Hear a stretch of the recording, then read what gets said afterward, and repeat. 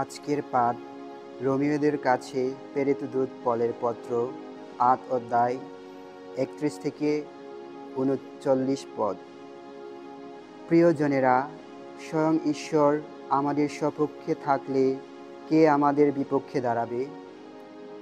যিনি নিজের পুত্রকে দুঃখ যন্ত্রণা ভোগ থেকে রেহাই দেননি, এমনকি আমাদের সকলের জন্যে তাকে মৃত্যুর হাতেই তুলে দিয়েছেন, তিনি কি তার সেই পুত্র দানের সঙ্গে অন্য সব কিছুই আমাদের দান করবেন না? ঈশ্বর যাদের মনোনীত করেছেন তাদের বিরুদ্ধে কে অভিযোগ আনবে? স্বয়ং ঈশ্বর তো মানুষের অন্তরে ধার্মিকতা ফিরিয়ে আনেন, তাহলে দণ্ডাদেশ দেবে কে?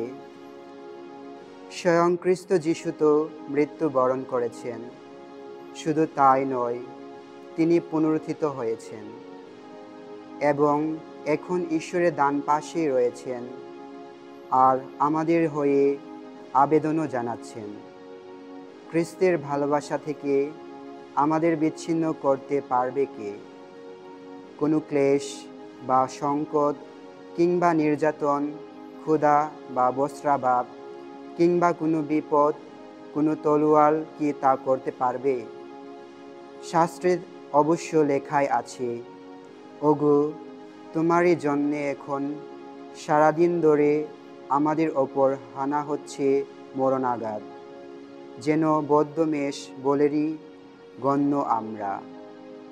কিন্তু যিনি আমাদের ভালোবেসেছেন, আমরা ওই সব কিছুর সম্মুখীন হয়েও তারই শক্তিতে তবুও মহাবিজয় লাভ করি।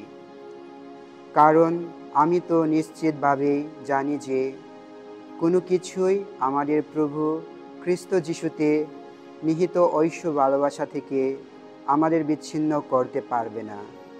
মৃত্যুও নয়, জীবনও নয়, কোনো দূত, আধিপত্য বা শক্তি, বর্তমান বা ভবিষ্যতের কোনো কিছুই, ঊর্ধ্বের বা অতলের কোনো প্রভাব কিংবা সৃষ্ট অন্য কিছুই নয়। প্রভুর বাণী।